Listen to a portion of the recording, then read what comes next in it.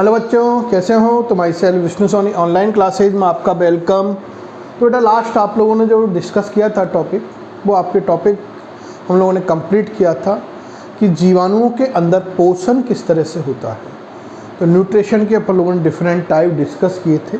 आगे हम लोग आज के इस वीडियो के अंदर जो आपके यू बैक्टीरिया रनिंग टॉपिक चल रहा है उसको आज फिनिश करेंगे।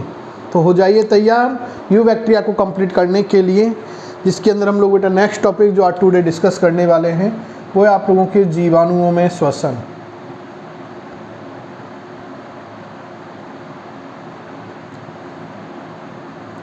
जीवाणुओं में श्वसन, रेस्पायरेशन की बात करते हैं। रेस्पायरेशन इन बैक्टीरिया, रेस्पायरेशन इन बैक्टीरिया। जनरली हम लोगों ने बेटा डिस्कस किया था बैक्टीरिया के अंदर रेस्पायरेशन की कैपेसिटी प्रेजेंट होती है और उनके अंदर रेस्पायरेटरी जो ऑर्गन होता है, मेनली जो रेस्पायरेटरी ऑर्गन होता है माइटोकॉन्ड्रिया, वो जनरल एब्सेंट होता है। What in the eubacteria और Monera kingdom members, mesosome is the present और it is the site of respiration because respiratory enzyme present in the mesosome और inner membrane of bacterial cell. Clear? यहाँ हम लोग बेटा बात करते हैं कि जो रेस्पायरेशन होता है वो रेस्पायरेशन या तो ऑक्सीजन की प्रेजेंसी में कंप्लीट होता है या ऑक्सीजन की एब्सेंसी में कंप्लीट होता है, या तो वो आपके ऑक्सीजन की उपस्थिति में होगा या ऑक्सीजन की अनुपस्थिति में होगा।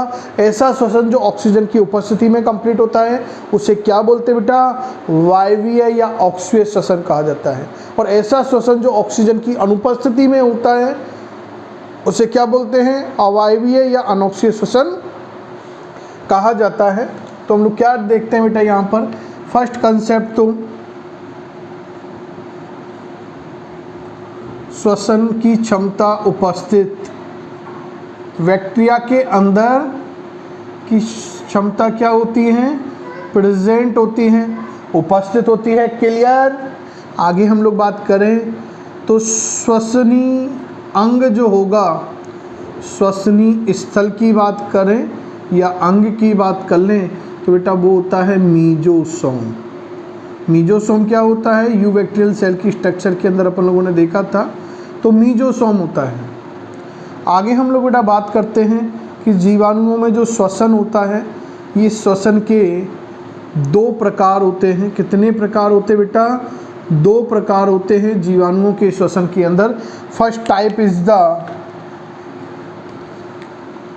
ऑक्सीय श्वसन, फर्स्ट इज द ऑक्सीय श्वसन, एरोबिक रेस्पिरेशन, और सेकंड अदर इज द अनॉक्सीय श्वसन।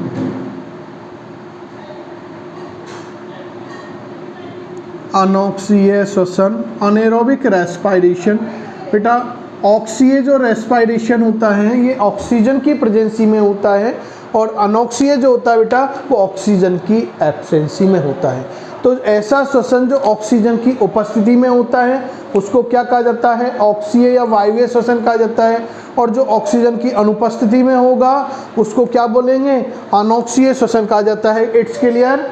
आगे चलें तो आगे हम लोग बेटा बात करने वाले हैं वो क्या है कि आपके जो ऑक्सीय श्वसन होता है यह भी पुनः दो प्रकार का होता है। कितने टाइप का होता है? 2 टाइप का होता है। और जो आपके अनॉक्सीय श्वसन होता है ये भी आपके 2 टाइप का होता है। और वही कारनामा जो हम लोगों ने लास्ट डिस्कस किया था वही आपके आने वाले हैं। एक आएगा विकल्पी,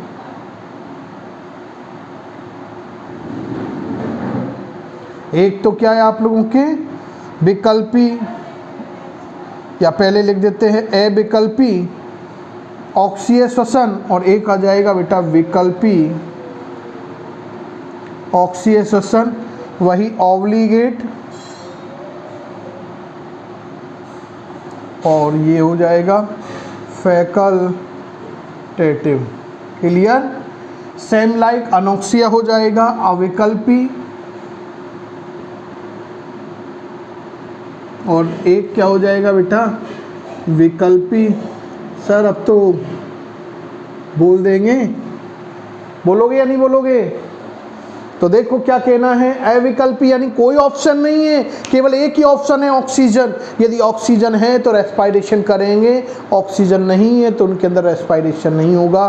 तो इस प्रकार के जो जीवाणु होते हैं वो केवल और केवल क्या होते हैं बेटा, ऑक्सीजन की प्रेजेंसी में ही श्वसन करते हैं। यदि ऑक्सीजन उपलब्ध नहीं होती है तो उनके अंदर रेस्पायरेशन नहीं होगा। ऑक्सीजन की एब्सेंसी में वो रेस्पायरेशन की नहीं करते। लेकिन विकल्पी के अंदर ऑक्सीजन की ये मोस्टली तो होते हैं कैसे हैं, ऑक्सीय प्रकार के, लेकिन नहीं मिले तो क्या करें, नहीं मिले तो क्या करें? तो वही बात है, नहीं मिले तो काम तो चलाएंगे ना बेटा, तो ये काम चला लेने वाले होते हैं। तो ऐसे क्या होंगे बेटा, ये जनरली क्या होते हैं, नॉर्मली एरोबिक रेस्पिरेटरी होते हैं। बट यदि इनको उपलब्ध नहीं हो पाती तो ये ऑक्सीजन की एब्सेंसी में क्या कर लेते हैं, अपने आप को सर्वाइव कर लेते हैं। तो this type respiration is the known as the, क्या बोलेंगे, ऑक्सीय यानी विकल्पी ऑक्सीय श्वसन, और ये हो जाएगा अविकल्पी ऑक्सीय श्वसन। क्लियर? एग्जाम्पल आपको यहाँ पर हम लोग मेंशन कर रहे हैं, वो एग्जाम्पल आप लोगों को याद रखने हैं। फर्स्ट आप लोगों के पास क्या है, ऑब्लिगेट एरोबिक के अंदर आता बेटा नाइट्रोबैक्टर, सॉरी एजेटोबैक्टर। कौन सा है, एजेटोबैक्टर। जो जीवाणु होते हैं ये बेटा कैसे होते हैं, अविकल्पी ऑक्सीय श्वसनकारी होते हैं। जबकि आप लोगों के एसिटोबैक्टर एसिटाई, एसिटोबैक्टर एसिटाई जो जीवाणु है ये कैसा होता है बेटा, फैकल्टेटिव होता है। एक दूसरे एग्जाम्पल की बात करें तो क्लोस्ट्रीडियम टेटेनी, जो टिटनिस का पैथोजन है ना, टिटनिस रोग होता है जीवाणु जनित रोग, याद रखना 12th में है आपके। तो उसका पैथोजन कैसा है, विकल्पी ऑक्सीय श्वसनकारी है। क्लियर? अनॉक्सी श्वसन यानी ऐसे जो जीवाणु होंगे वो ऑक्सीजन की अनुपस्थिति में करेंगे। तो बेटा यहाँ क्या कह रहे हैं, अविकल्पी जब ऑक्सीजन की अनुपस्थिति में करते हैं, तो जब ऑक्सीजन की अनुपस्थिति में करते हैं तो ये क्या होते हैं बेटा, जनरली तो कैसे होते हैं, ऑब्लिगेट अनएरोबिक टाइप के होते हैं, but do not have capacity of aerobic. उनके अंदर कभी भी वायवीय श्वसन की क्षमता नहीं होती है, केवल और केवल ये ऑक्सीजन की अनुपस्थिति में ही श्वसन करेंगे। यदि ऑक्सीजन उपलब्ध करा दी जाए तो ये रेस्पायरेशन की कैपेसिटी इनके अंदर क्या होगी, एब्सेंट होगी। तो अविकल्पी हो गए। एग्जाम्पल की बात करें तो क्लोस्ट्रीडियम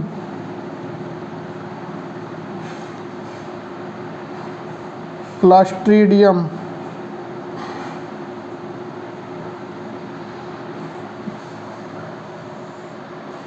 क्लोस्ट्रीडियम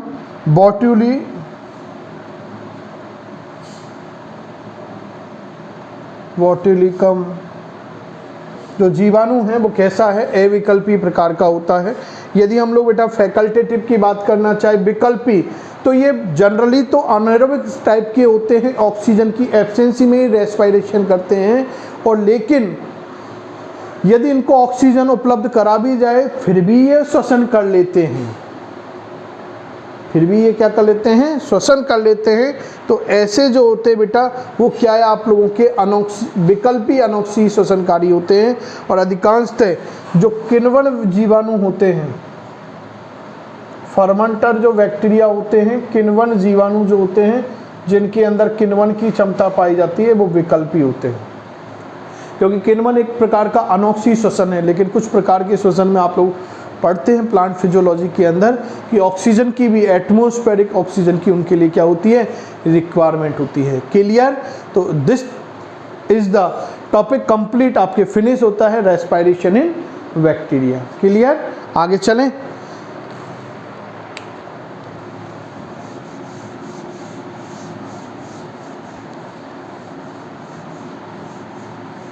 क्योंकि general important topic you bacteria के आपके बेटा कंप्लीट हो चुके हैं।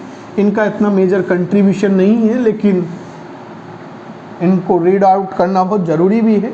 नेक्स्ट टॉपिक हम लोग जो डिस्कस करते हैं बेटा वो है आपके जीवाणुओं में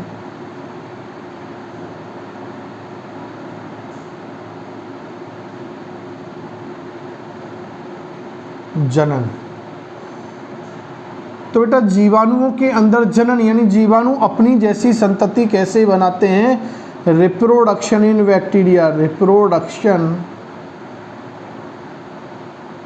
इन बैक्टीरिया। जनन का मतलब आप लोग समझ चुके थे, अपनी समान संतति का निर्माण, और ऐसी कैपेसिटी जीवाणुओं के अंदर होती है बेटा।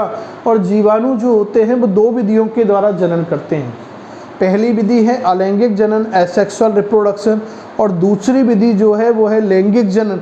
लेकिन सेक्सुअल रिप्रोडक्शन, वास्तविक सेक्सुअल रिप्रोडक्शन नहीं होता है बैक्टीरिया के अंदर, और उनके अंदर जो होता है उसको आनुवांशिक पुनर्योजन, जेनेटिक रिकॉम्बिनेशन बोल देते हैं। तो जीवाणुओं के अंदर जो होने वाला लैंगिक जनन है उसे वास्तविक लैंगिक जनन नहीं बोला जाता, क्योंकि वास्तविक लैंगिक जनन के अंदर तो बेटा युग्मकों का निर्माण होता है और युग्मकों का संलयन होता है। लेकिन जीवाणुओं के अंदर युग्मकों के निर्माण की क्षमता क्या होती है? अनुपस्थित होती है, क्योंकि बेटा गैमेट जो बनते हैं वो गैमेट किससे बनते हैं? मियोसिस डिवीजन से बनते हैं, अर्धसूत्री विभाजन के द्वारा बनते हैं। और मोनेरा जगत का सदस्य है, प्रोकैरियोटिक है। तो प्रोकैरियोटिक के अंदर बेटा जो विभाजन होता है, सेल डिवीजन होता है, वो mostly cell division mitotic type का होता है, समसूत्री टाइप का डिवीजन होता है। लेकिन युग्मक गैमेट बनते किससे हैं? अर्धसूत्री विभाजन से। तो no true sexual reproduction present in bacteria. तो यहाँ जो मोड होगी जीवाणुओं के अंदर लैंगिक जनन की, उसको कहा जाएगा, इसलिए आपके आनुवांशिक पुनर्योजन कहा जाता है। क्लियर? आगे अपन लोग यहाँ पर मेंशन करते हैं कि फर्स्ट कंसेप्ट हम लोग के बेटा क्या बोल रहे हैं? जनन दो प्रकार का है ना, बैक्टीरिया के अंदर दो प्रकार से जनन होता है। फर्स्ट होता है आपके अलैंगिक जनन, अलैंगिक जनन एसेक्सुअल रिप्रोडक्शन होता है।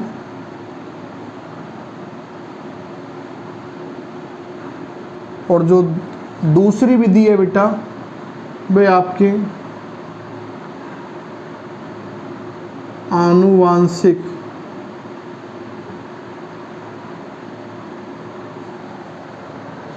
पुनर्योजन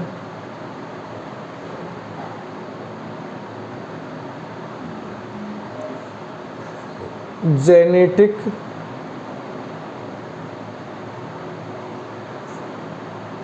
रिकॉम्बिनेशन। क्लियर? आगे हम लोग बेटा बात करते हैं कि अलैंगिक जो जनन होता है जीवाणुओं के अंदर, ये भी कई विधियों के द्वारा होता है, जिसमें से फर्स्ट जो हम लोग यदि मेथड बात करते हैं अलैंगिक जनन की जीवाणुओं के अंदर, तो बेटा वो पहली विधि है द्विविभाजन द्वारा। इसके अंदर बेटा जो एक जीवाणु कोशिका है वो दो पुत्री कोशिकाओं के अंदर, समान कोशिकाओं के अंदर क्या हो जाती है? विभाजित हो जाती है, बाइनरी फिजन। ये जीवाणुओं के अंदर होती है बेटा। द्विविभाजन के द्वारा जीवाणु क्या करते हैं? जनन की क्रिया करते हैं। इसमें एक जो पैतृक जीवाणु कोशिका होती है वो क्या होती है बेटा? आपके अनुकूल परिस्थितियों के अंदर दो समान कोशिकाओं के अंदर, दो समान पुत्री कोशिकाओं के अंदर विखंडित हो जाती है, टूट जाती है। तो इस टाइप का जो डिवीजन होता है उसको कहा जाता है बाइनरी फिजन। क्लियर? तो एक द्विविभाजन के द्वारा जो एक विखंडन का एक प्रकार है, और जीवाणुओं के अंदर अलैंगिक जनन की एक सामान्य विधि होती है। क्लियर? द्विविभाजन क्या है? जीवाणुओं के अंदर अलैंगिक जनन की एक सामान्य विधि होती है, जो एक विखंडन का एक क्या होता है बेटा? प्रकार होता है। विखंडन का एक क्या है? प्रकार है। विखंडन में क्या होता है? कोई भी जीव अपने शरीर को छोटे छोटे टुकड़ों के अंदर, फ्रेगमेंट्स के अंदर क्या कर देता है बेटा? डिफ्रेंशिएट कर देता है। It's clear? आगे देखें। अगली हम लोग दूसरी विधि की बात करते हैं, तो वो है आप लोगों के अंतः बीजाणुओं द्वारा एंडोस्पोर। इन जीवाणुओं के अंदर एक विशेष प्रकार के बीजाणुओं का निर्माण होता है जिनको अंतः बीजाणु कहते हैं, जो प्रतिकूल परिस्थिति से सुरक्षा प्रदान करने के लिए बनते हैं, एंडोस्पोर्स। क्लियर? तो विपरीत परिस्थिति जो होती है या प्रतिकूल परिस्थिति जो होती है उनसे सुरक्षा प्रदान करने के लिए इनका क्या होता है, निर्माण होता है। क्लियर? ये सर्वाधिक जीवाणुओं के अंदर सर्वाधिक प्रतिरोधी यदि किसी क्षमता की बात करें तो वो यही होगी बेटा। क्लियर? स्ट्रक्चर की बात करें तो वो आपकी यही होगी। तो ये आपको एक मेजरली याद रखना है, क्योंकि डिटेल नहीं याद रखनी, केवल एक बेसिक थीम है यहाँ पर। रिप्रोडक्शन से जनरल जो क्वेश्चन आते बेटा वो आपको यहाँ से कवर हो जाएंगे, क्योंकि डिटेल में हम लोगों के पास जो आता है वो जेनेटिक रिकॉम्बिनेशन आता है, और जेनेटिक रिकॉम्बिनेशन के बारे में जो डिटेल स्टडी है वो आप लोग 12th के अंदर डिस्कस करते हैं। और वहाँ अपन लोग यहाँ थोड़ा सा समझेंगे, क्योंकि ज़्यादा हम लोग यूबैक्टीरिया के अंदर बेटा डीप में नहीं जा सकते, क्योंकि लेंथी टॉपिक कवर होता हुआ जा रहा है। अकॉर्डिंग एनसीईआरटी तो बहुत शॉर्ट टॉपिक था, लेकिन हम लोगों ने उसकी डिटेल इसलिए डिस्कशन किया, आपको पहले ही बोल दिया कि 12th के अंदर उसका कंट्रीब्यूशन है, तो वो आपको यहाँ बता दिया। बाकी का डिटेल आप लोग यहाँ जेनेटिक रिकॉम्बिनेशन के बारे में 12th के अंदर देखते हो। तो वास्तविक हम लोगों ने यहाँ पर कहा था, वास्तविक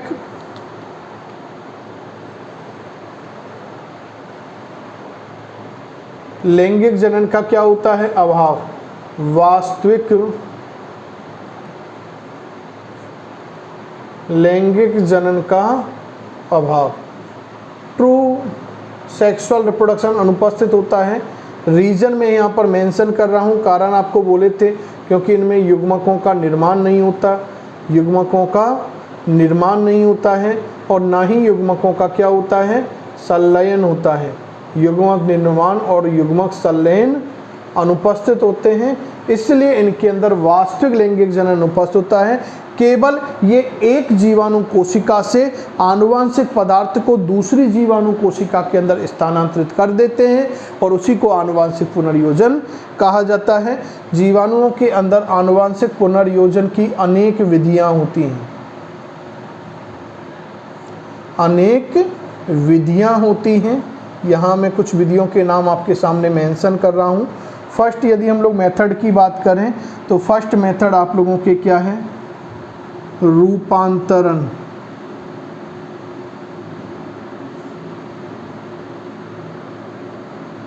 ट्रांसफॉर्मेशन।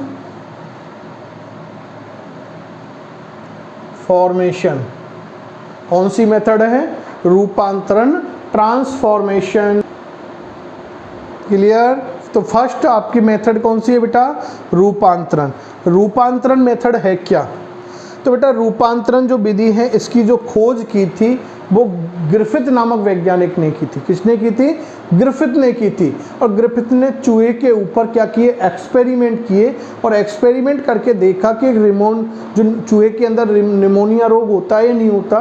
तो निमोनिया रोग का रोगजनक फिर उसने एक पदार्थ, आनुवंशिक पदार्थ को बताया था, है ना। तो वो ग्रिफिथ का एक्सपेरिमेंट से 2 स्ट्रेन आते हैं, एस और आर स्ट्रेन की बात करते हैं। तो उसका एक्सपेरिमेंट जब आप लोग 12th के अंदर जेनेटिक्स के बारे में डिस्कशन करते हो तो वहाँ मेंशन है। तो फिलहाल आप लोगों को इतना ही याद रखना है यहाँ पर रूपांतरण के अंदर कि इसमें क्या है, ग्रिफिथ ने क्या किया था, डिप्लोकोकस निमोनी नामक जीवाणु प्रजाति के ऊपर अपने प्रयोग किए, और उसके अंदर निमोनिया के रोगजनक के बारे में उसने चूहे के ऊपर एक्सपेरिमेंट करने के बाद बताया था, अपना रिजल्ट दिया था, है ना। तो ये आप लोगों को बेसिक थीम याद रख लेनी है बेटा यहाँ पर, है ना।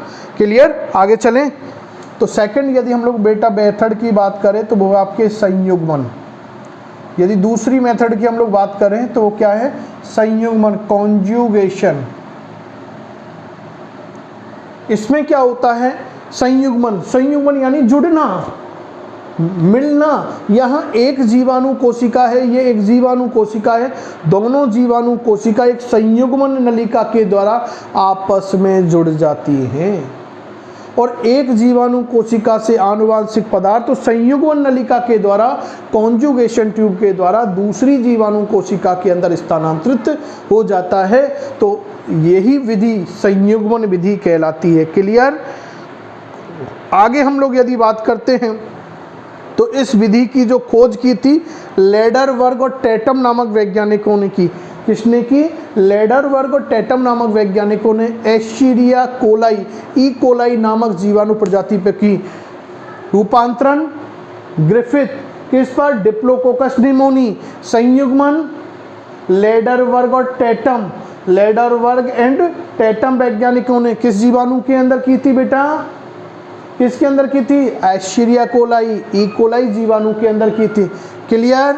आगे यहाँ पर संयुग्मन नलिका के द्वारा आनुवांशिक पदार्थ का क्या होता है? ट्रांसफर होता है। क्लियर। कंफर्म हो गया। आगे चल सकते हैं क्या? क्लियर। आगे चलें? यदि आप लोग बोल दोगे तो आगे चल देंगे, नहीं तो रुक जाएंगे यहीं पर आज ना। खाना वाना खिलाना पड़ेगा आपको फिर, यदि गलती से रुक भी गए ना। और कोविड के अंदर रुकना बहुत गलत है। कहोगे सर चले जाओ, भाग जाओ आप तो। अगली विधि हम लोग बात करते हैं पारक्रमण।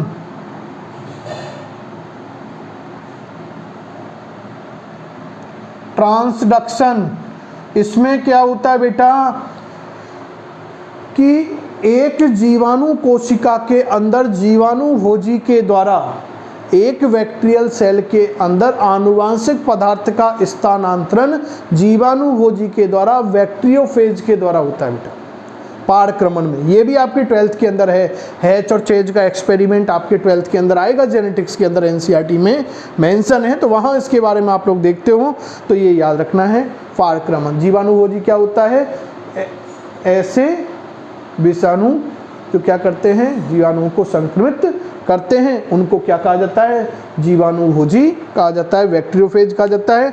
और इसकी जो खोज की थी बेटा वो जिंडर और लेडरवर्ग नामक वैज्ञानिक ने, जिंडर और लेडरवर्ग नामक वैज्ञानिकों ने साल्मोनेला टाइफीम्यूडियम, साल्मोनेला टाइफीम्यूडियम नामक जीवाणु प्रजाति के अंदर की थी। किसने? जिंडर एवं लेडरवर्ग नामक वैज्ञानिकों ने। किस जीवाणु प्रजाति के अंदर? बोल रहा हूं, नोट कर लेना, साल्मोनेला टाइफीम्यूडियम, साल्मोनेला टाइफीम्यूडियम। रूपांतरण की बात करें तो ग्रिफिथ ऑन डिप्लोकोकस निमोनी। संयुग्मन की बात करें तो लेडरवर्ग और टैटम किसके अंदर? एस्चेरिचिया कोलाई के अंदर। यदि ट्रांसडक्शन की बात करें तो जिंडर और लेडरवर्ग, जिंडर एवं लेडरवर्ग कौन सा जीवाणु? साल्मोनेला टाइफीम्यूडियम के अंदर। क्लियर। तो ये आप लोगों के मेजरली बेटा जीवाणुओं के अंदर जनन की क्या है? विधियां हैं कि जीवाणुओं के अंदर जो रिप्रोडक्शन है 2 टाइप से कंप्लीट होता है। फर्स्ट इज द अलैंगिक जनन जो 2 विधियों के द्वारा मुख्यतः होता है, द्विविभाजन और अंतः बीजाणु द्वारा। कई जगह बेटा मेंशन एक थर्ड मेथड भी रहती है, मुकुलन विधि, है ना। मुकुलन एक जीव द्रव्य अतिवृद्धि बनती है, तो मुकुलन के द्वारा भी कहीं पर मेंशन रहता है बाय बर्डिंग, तो कंफ्यूज मत होना। और दूसरी विधि हम लोग बात करते हैं बैक्टीरिया के अंदर, वो क्या है? आनुवांशिक पुनर्योजन, क्योंकि वास्तविक लैंगिक जनन का अभाव होता है जीवाणुओं के अंदर, तो लैंगिक जनन इन 3 विधियों के द्वारा मुख्यतः कम संपन्न होता है। एक चौथी विधि भी कई जगह आप लोगों के मेंशन रहती हैं, वो आपके हैं लैंगिक क्रमण, सेक्स डक्शन भी कई जगह मेंशन रहती है, लेकिन 3 ये मेजर मेथड है जो आप लोगों को बता दी बेटा। क्लियर ना। 1 बाय 1 यहाँ साइंटिस्टों के नेम इम्पोर्टेंट हैं और किसके अंदर किया था, किस तरह से उसने एक्सप्लेनेशन दिया, वो आप लोगों को यहाँ पर बता दिया गया है। एक्सपेरिमेंट आपके 12th के अंदर मेंशन है जो आप लोग 12th के अंदर डिस्कस करोगे। आई होप कि टॉपिक क्लियर हुआ। तो ये आप लोगों के जीवाणुओं में जनन टॉपिक कंप्लीट होता है। क्लियर। तो ये टॉपिक कंप्लीट, फिनिश। आगे नेक्स्ट टॉपिक, और जो हम लोग लास्ट टॉपिक डिस्कस करते हैं बेटा यूबैक्टीरिया का, वो है आप लोगों के ग्राम अभिरंजन तकनीक। प्रैक्टिकली टॉपिक है, इसको हम लोग क्लियर करते हैं। ग्राम अभिरंजन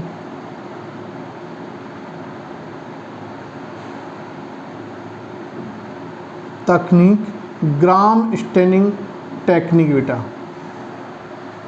क्रिश्चियन ग्राम एक वैज्ञानिक था। कौन था?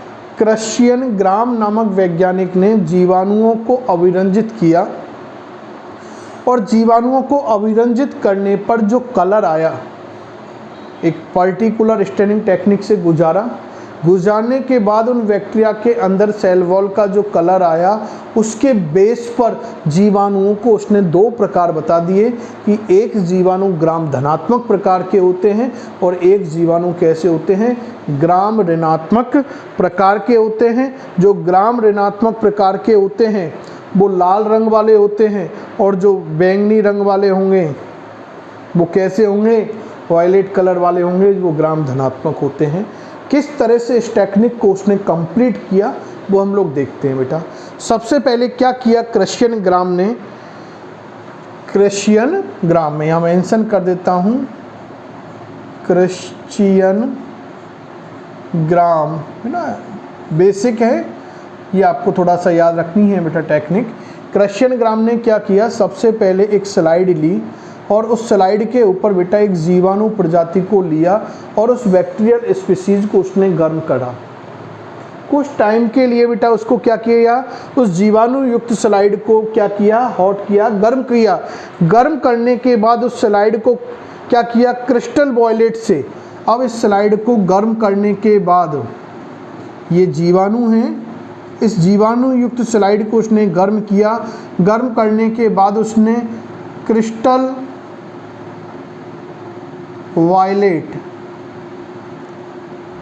वायलेट से क्या किया बेटा, उसको अभिरंजित किया। अभिरंजित सब्सटेंसेज है, अभिरंजित किया। अभिरंजित करने के बाद उसने कुछ मिनट तक, 1-2 मिनट तक उसने इसको स्टेन करने के बाद रख दिया। फिर आगे उन्होंने क्या किया, अब इस पर 95% एथिल एल्कोहल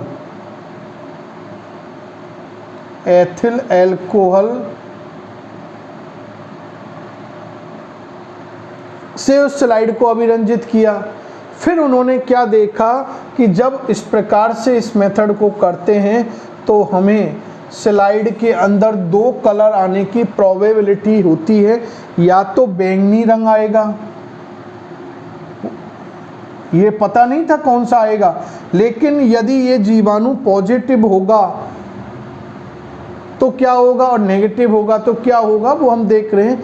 या तो बैंगनी रंग आएगा, उन्होंने बताया जब करते हैं तो उन्होंने देखा था एक्सपेरिमेंट में कि कुछ स्लाइडों के अंदर तो उनके पास वायलेट कलर आ गया था, बैंगनी रंग आ गया था, और कुछ के अंदर उनके अंदर रंगहीन कंडीशन आई थी, कलरलेस कंडीशन आई। अब उन्होंने देखा, यहाँ कहने से वो बोल देते कि पॉजिटिव नेगेटिव, लेकिन उन्होंने कन्फर्मेशन टेस्ट किया, कन्फर्मेशन, जिससे वो प्रूफिंग बोल सके कि हाँ वास्तव में ऐसा होता है। तो फिर क्या किया बेटा, उनके माइंड में आया कि ये पॉजिटिव हो सकते हैं और ये नेगेटिव हो सकते हैं, क्योंकि खुद थे सर्वे सर्वा तो खुद की मर्जी कैसे बोल दें। लेकिन उन्होंने एक्सपेरिमेंट एक स्पीसीज पे नहीं करते, बहुत सारी पर करने के बाद ये रिजल्ट निकालते हैं साइंटिस्ट। तो उन्होंने बोल दिया कि पॉजिटिव या नेगेटिव हो सकते हैं, मे बी पॉजिटिव और मे बी नेगेटिव। तो हम लोग, उन्होंने क्या बोला कि यदि इनको क्या कर दिया जाए, सैफरिन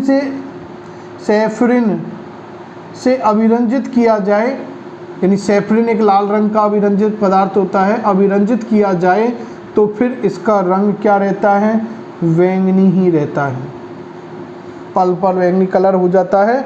तो ये कैसे हैं, ग्राम धनात्मक जीवाणु ही हैं, कलर में कोई चेंज नहीं हुआ, वही कलर रहा, तो बेटा ग्राम पॉजिटिव है। लेकिन जब उन्होंने रंगहीन जीवाणुओं को सैफरिन से अभिरंजित किया, सैफरिन लाल रंग का है, भाई पानी में लाल रंग डाल दो तो पानी क्या सफ़ेद सा ही रहेगा क्या, क्योंकि वाइट इज कलर सा होता है पानी का, तो क्या वो वैसा ही कलर रहेगा, क्या चेंज होगा ना।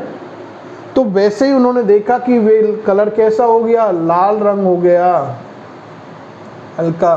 तो उन्होंने बोल दिया कि ये जीवाणु कैसे हैं, ग्राम ऋणात्मक जीवाणु हैं। कैसे जीवाणु हैं? ग्राम ऋणात्मक जीवाणु हैं। तो इस प्रकार से उन्होंने ग्राम धनात्मक और ग्राम ऋणात्मक जीवाणुओं को बेटा क्या किया? स्टेनिंग टेक्निक के आधार पर पहचान लिया। तो एक तो ये था। आगे उन्होंने देख लिए थे अपन लोगों ने सेल वॉल में कि ग्राम धनात्मक जो जीवाणु होते हैं उनकी जो वो सेल वॉल होती है वो सिंगल मेम्ब्रेन बाउंड होती है, जबकि ग्राम ऋणात्मक की कैसी होती है? द्विपर्तीय होती है।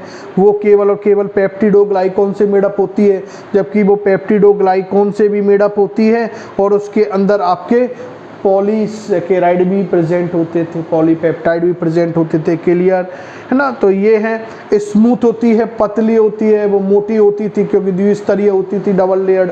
तो इस तरह से इन्होंने ग्राम ऋणात्मक और ग्राम धनात्मक जीवाणुओं के अंदर ऐसे कुछ इंपॉर्टेंट क्या दिए? डिफरेंस भी बता दिए कि इनके बेस पर हम लोग ग्राम धनात्मक जीवाणुओं को, ग्राम ऋणात्मक जीवाणुओं को पहचान सकते हैं। क्लियर? तो इस तरह से बेटा आपके ग्राम अभिरंजन तकनीक क्या होती है? कंप्लीट होती है। जीवाणुओं का आर्थिक महत्व भी होता है क्योंकि जीवाणु हमारे मित्र हैं, और जो मित्र होता है ना बेटा, जीवन मित्र, वो मित्र अच्छा भी होता है बुरा भी होता है। एक तो लॉस पहुंचाता है, कई बार होते हैं ना दोस्त, अब तू मेरा फ्रेंड नहीं है, तो मेरी अच्छी बात नहीं बताता। तो कई बार हम देखते हैं कि जो बैक्टीरिया होते हैं वो यूजफुल होते हैं, और उसके साथ साथ सम बैक्टीरिया हम लोग देखते हैं वो हार्मफुल भी होते हैं। तो जीवाणुओं के लाभदायक गतिविधियाँ भी हैं। विभिन्न प्रोडक्टों के उत्पादन में इनका यूज किया जाता है, लाइक प्रतिजैविक निर्माण में, है ना, दूध से दही निर्माण में, पनीर निर्माण में, एल्कोहल उत्पादन में, है ना, एंजाइम उत्पादन में, कार्बनिक पदार्थों के उत्पादन में। तो डिफरेंट प्रोडक्ट के प्रोडक्शन में इनका यूज किया जाता है। शुद्धिकरण में भी कई जीवाणुओं का यूज किया जाता है, और कई जीवाणु प्रजाति हानिकारक होती है, रोगजनक होती है, जो मानव में, पादप में और आपके जंतुओं में विभिन्न प्रकार के रोग उत्पन्न कर देती है। तो बेटा इनके बारे में जो इकोनॉमिक इम्पोर्टेंस है वो आपके 12th के अंदर डिटेल पढ़ना पड़ता है, क्योंकि यहाँ हम लोग जाएंगे तो उसके बारे में हमें थोड़ा सा बहुत ज़्यादा जाना पड़ेगा। तो यहाँ तक आप लोगों को बहुत अच्छे से यू बैक्टीरिया के बारे में क्लियर करना है। आई होप ये टॉपिक आप लोगों के जो पूरा यू बैक्टीरिया था वो कंफर्म हुआ होगा। कंफर्म हुआ है तो प्रॉमिस कर लेना, नहीं हुआ है तो रिवाइज कर लेना। कंफर्म हुआ है तो प्रॉमिस, और नहीं हुआ तो रिवाइज करना है। 100% रिवाइज करना है, 100% कंफर्म करना है, तब मेरा और आपका प्रॉमिस, मेरा पढ़ाना आपका पढ़ना 100% होगा। प्रॉमिस। नेक्स्ट वीडियो के साथ फिर मिलते हैं। Thank you, good bye.